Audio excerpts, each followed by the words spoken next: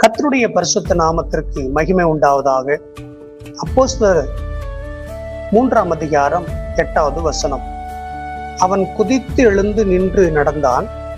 நடந்து குதித்து தேவனை துதித்து கொண்டு அவர்களுடனே கூட தேவாலயத்திற்கு பிரவேசித்தான்.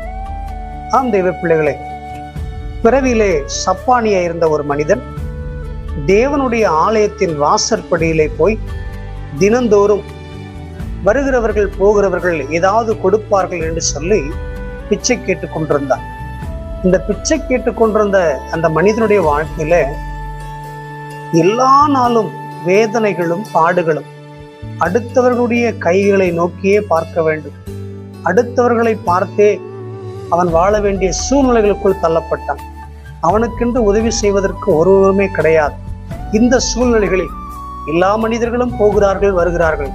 ஆனால் அந்த நேரத்துல ஒரு தேவனுடைய ஊழியக்காரர்கள் பேதுருவும் யோவானும் தேவனுடைய ஆலயத்திற்குள் போகும் பொழுது எல்லாரிடத்திலும் பிச்சை கேட்பது போல தேவனுடைய மனிதரிடத்திலும் ஊழியக்காரரிடத்திலும் பிச்சை கேட்டான்.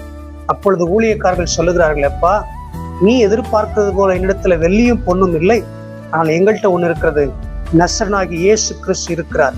அந்த இயேசுவினால் உன் வாழ்க்கையை மாற்ற முடியும். அந்த இயேசுவினால் உனக்கு அற்புதம் செய்ய முடியும். அந்த இயேசுவினால் உன்னை ஆசீர்வதிக்கப்பட முடியும் என்று சொல்லி இயேசுவின் நாமத்தை சொல்லி அவருடைய கைகளை பிடித்து தூக்கி விட்டார்கள். தூக்கி விட்ட உடனே இயேசுவின் நாமத்தினால் அவன் எழும்பி நடந்தான். வேதம் சொல்லுகிறது, அவன் எழும்பி நடந்து குதித்து தேவனுடைய ஆலயத்திற்கு நடந்து போனான் என்று சொல்லி. ஆம் தேவ பிள்ளைகளே, இந்த சத்தத்தை கேட்கிற உங்களுக்கும் எனக்கும் ஆண்டவர் இப்படிப்பட்ட அநேக அற்புதங்களை இன்றைக்கு செய்வாராக. நீண்ட நாட்களாய் ஒருவேளை முடக்கத்தை போல, நடக்க முடியாத வாழ்க்கையை போல, எழும்ப முடியாத வாழ்க்கையை போல இருக்கிறீர்களா? இன்றைக்கு இயேசுவின் நாமத்தில் எல்லாவற்றிலும் எழும்பி ஆசீர்வதிக்கப்படுங்கள். கர்த்தர் உங்களையும் என்னையும் ஆசீர்வதிப்பாராக. God bless you. Amen.